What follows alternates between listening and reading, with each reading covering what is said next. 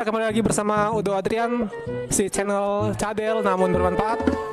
Kali ini kita akan membahas satu hal tentang dunia pendidikan, yaitu GGD atau Guru Garis Depan, yang programnya sangat bermanfaat untuk dunia pendidikan terutama di pelosok negeri kita. Kali ini saya membawa langsung narasumber, yaitu Guru GGD, Guru Garis Depan, yang berada di SMP Satan 3, Lombok Seminung, Lampung Barat. Di samping saya ada Bu Mei. Untuk lebih lengkapnya kita akan kenalan sama Bu Mei dan tanya-tanya lebih jauh kepada Bu Mei. Hai Bu Mei. Halo semuanya.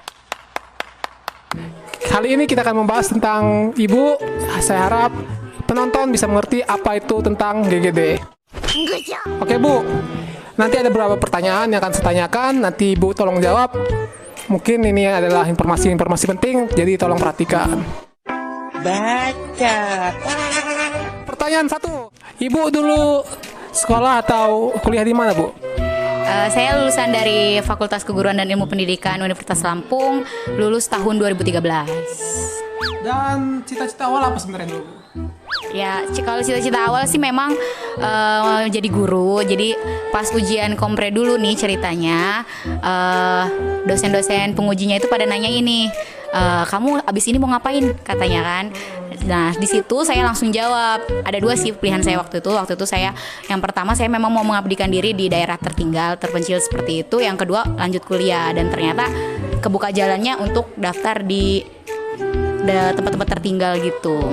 Jadi intinya itu adalah cita-cita awal Ibu ya? Iya, memang passionnya udah mau ke situ sih. Terus kenapa tertarik dengan GGD ini Bu? Awalnya sih memang nggak kenal GGD ya. Jadi passion saya tuh mau ngajar di daerah tertinggal aja supaya punya sejarah dalam hidup saya tuh pernah ngajar di tempat-tempat seperti itulah. Jadi dulu itu awalnya ikut program yang namanya program SM3T. Program SM3T ini keluaran dari Kemdikbud. Waktu itu dimulai angkatan pertamanya sama masih Pak Muhammad Nuh ya. Menterinya masih itu. Jadi itu kepanjangan SM3T itu sarjana mengajar di daerah 3T terluar, tertinggal, terdepan. Ya. Terdepan itu maksudnya bukannya daerahnya terdepan, cuma dia itu garis-garis depannya Indonesia gitu, daerah-daerah perbatasan gitu ya. Ya, bukan terdepan itu ya. Jadi waktu itu daftarnya melalui online. Kita seleksi berkas dulu, pertama administrasi, mengunggah apa sih ya, segala macam lah, ijazah dan lain-lainnya. Setelah selesai itu ada pengumuman, ternyata lanjut nih. Setelah lanjut kita dipanggil untuk tes. Kebetulan kemarin tuh saya itu milih LPTK-nya di Universitas Negeri Jakarta. Jadi setelah lulus administrasi kita ke Jakarta untuk tes. Tesnya itu juga kayak semacam tes CPNS gitu sih. Ada tes kemampuan bidangnya, sama ada tes umumnya. Umumnya itu yang bahasa Indonesia, bahasa Inggris, sama ya itulah CPNS biasa. Apa sih? Ya, jadi seperti CPNS umum ya? Gitu. Cuman nambah tes kemampuan bidangnya itu dalam 1 hari. Kalau yang CPNS kan beda waktu kan ya antara yang gitu. Setelah itu pengumuman lagi, agak berjeda jaraknya, baru ditanyakan lulus. Setelah dinyatakan lulus ada tes wawancara lagi. Jadi tes wawancaranya sistemnya kayak forum diskusi gitu. Kita ada yang nanya-nanyain, terus dijawab gitu. Nah setelah itu barulah pengumuman, dan ternyata kita masuk gitu. Oh, agak ribet ini kayak pakai begini. Taruh aja agak ribet ini soalnya. Ya, jadi Bu, itu sekitar ya. Jadi sebenarnya sih bukan GGD-nya sih awalnya tuh SM3T. Nah, dari SM3T itu kenapa kita sebenarnya ada 2 waktu itu. Dari programnya Anies Baswedan juga ada yang waktu itu swasta, yang Pak Aniesnya punya namanya Indonesia Mengajar. Indonesia Mengajar. Kalau yang Kemdikbud itu SM3T, cuman dia agak perbedaannya, kalau Indonesia Mengajar itu boleh semuanya, nggak mesti sarjana pendidikan. Iya. Kalau yang SM3T harus sarjana pendidikan, dan itu ada lanjutan programnya.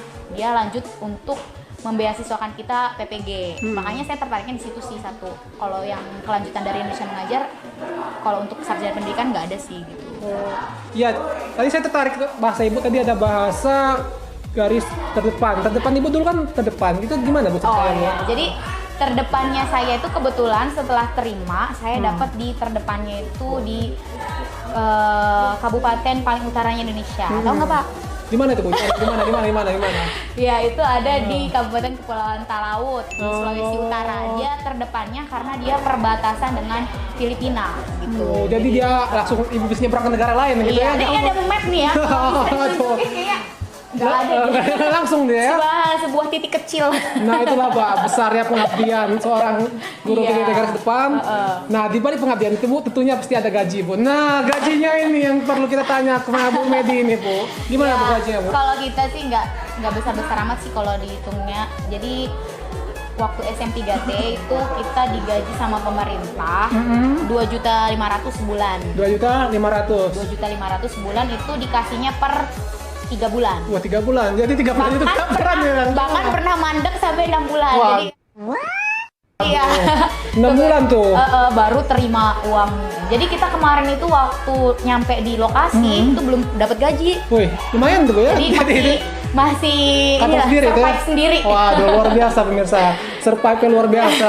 Namun Bu, apa tuh ya, hikmah yang atau hal-hal positif yang Ibu terima dari GGD ini Bu? Ya kalau yang kemarin saya terima sih saya jadi tahu tentang Indonesia lebih luas lagi. Jadi ya kan cuma di Lampung-Lampung aja ya. Kebetulan saya dari lahir di Lampung aja. Jadi gara-gara pergi ke sana jadi lebih tahu Indonesia lebih luas lagi.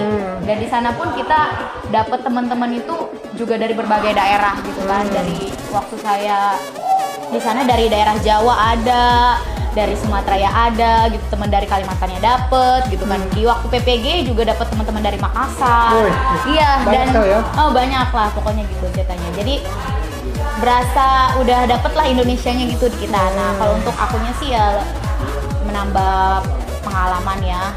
Satu pengalaman Las. Ya, nambah sejarah dalam hidupku gitu. Apa cuman gaji aja, bukan ada insentif-insentif lain gitu dari GGD ini? Oh, nggak ada. Cuma kalau waktu SM3T nggak ada ya. Nah, nggak ada ya, cuman enaknya apa Bu setelah itu 100% tuh? Kalau setelah SM3T kan kita lanjut PPG baru dapat nih GGD nih. GGD ini kan baru ke kegiatan programnya tahun 2017. 2017 saya masuk di angkatan yang kedua mulai 2014. Angkatan yang pertama, saya angkatan kedua udah 2017. Kalau di GGD, kalau kita ada dapat tunjangannya sih gitu. Itu ada tunjangan langsung? Ada permennya juga. Nah, tunjangannya ini apa Bu? Nih pengen tahu nih kayak kita ngulik-ngulik ke Ibu Medi ini apa gimana Bu? Ya begitulah, begitulah. Agak sedikit gitulah itu ya.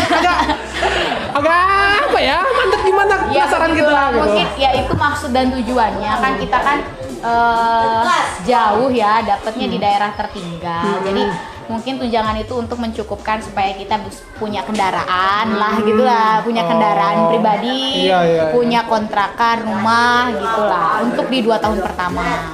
Nah, itulah tentang GGD ya Bu ya. Iya. Jadi kurang lebihnya itulah tentang GGD.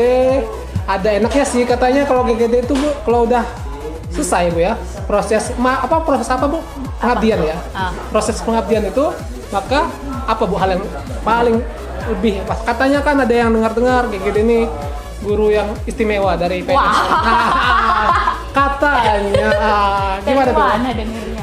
Ya sebenarnya kita itu istimewanya paling cuma di 2 tahun pertama itu. 2 tahun pertama. Terus Setelah itu ya kita sama aja sih kayak GGD ini sama aja kayak PNS biasanya. Cuma kita jalur masuknya khusus gitu. oh gitu, jalur masuknya khusus. Ya jalur masuknya khusus, nggak bisa semua orang daftar GGD. Yang bisa daftar GGD itu hanya yang sudah PPG, PPG. SM3T gitu atau PPG. Ada PPGT juga namanya. Itu banyak lah kalau mau jelasin Tuh program-programnya. banyak programnya. Iya. Tapi cuma itu sekilas tentang PPG. Enaknya juga katanya sertifikasi sudah bisa dan sudah mudah setelah 2 tahun Bu ya. Oh ya itu juga karena kebetulan kan kita jalur masuknya itu kita sudah berbekalkan sertifikat pendidik. Jadi masuk ngajar langsung. Oh itulah, jadi langsung langsung double Ya langsung lah itu langsung sejahtera ya. langsung sejahtera double gaji. Nah, memang kayak gitu sih katanya mau dirubah sistem kita yang lulusan pendidikan tuh gitu. Jadi lulus kuliah itu nggak langsung ngajar tapi langsung PPG supaya nanti kalau misalnya sudah terima udah ngajar itu sudah berbekalkan sertifikat pendidik jadi udah dapat insentifnya gitu. Nah Supaya itulah sejahtera enaknya ya. guru-guru. Jadi lebih enak tuh, lebih enak. Jadi kita kalau apa ya? Kalau pengen kuliah itu jangan mikir kerja dulu sebenarnya Bu ya. Iya sih. Pengabdian dulu sebenarnya, sebenarnya ya? Pengabdian aja dulu gitu kan. Ya pasti dari pengabdian itu nggak mungkin lah diabaikan oleh negara. Nah, itu pesan dari Bu Medi itu. Perhatikan, nggak boleh pikir dulu gaji, pengabdian dulu. Iya. Yang penting kan ada ini dulu sih pengalaman. Oh iya. Kalau kita kan teman-teman kita ya dari Medan bisa ke Sumatera, dari Medan ke Sumatera. Medan juga Sumatera. Sumatera ke Jawa ya? Dari Sumatera ke Jawa, dari Jawa ke Papua. Ih banyak loh temanku di Papua. Oh gitu. Jadi intinya kita bisa saling gabung gitu Bu ya. Campur-campur gitu lah. Ya itulah enaknya dan positifnya dari GGD. Nah saran Bu, saran pada adik-adik kita Bu yang belum kerja atau yang masih pengabdian nih gimana nih saran-saran ini? Kalau yang masih kuliah, ya pendidikan ya ini. Ya kuliah. Kalau yang masih kuliah ya habis kuliah jangan langsung ngincer kerja, cari dulu pengalaman hidup lah. Kalau udah masuk di dunia kerja itu kayaknya hidupnya rutin deh gitu aja. Habis ngajar pulang gitu. Nah, ngajar pulang. Itu ya yang baru mahasiswa pikirin dulu tuh, pikirkan dulu itu. Jadi buat sesuatu dulu gitu yang menarik dalam hidupmu gitu baru setelah udah dapat pengalaman banyak baru deh. Nah itu dengerin pas nasihatnya adik-adik mahasiswa. Nah buat yang udah masih honorer nih, belum kebagian jatah pegawai nih, apa Bu sarannya? Kalau udah honorer berarti udah kerja ya, udah masuk Iya, di udah sekolah kerja. ya. Ya mungkin Bapak Ibu ini apa ya? Apa nih? Ya kalau yang udah lama dipertahanin gitu.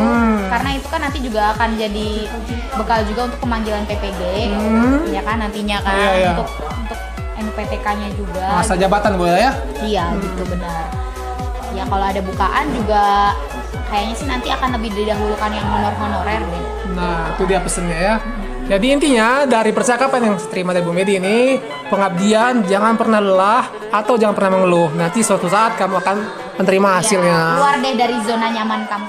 Ya, terima kasih, see you guys. Iya.